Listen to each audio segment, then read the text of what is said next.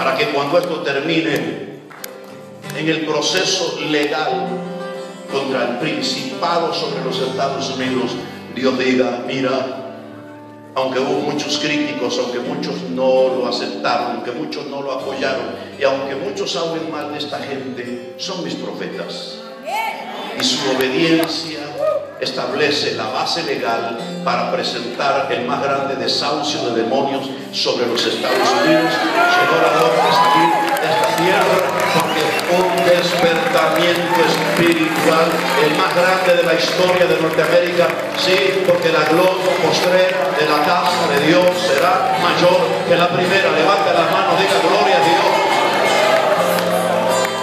La gloria de Dios sobre Norteamérica.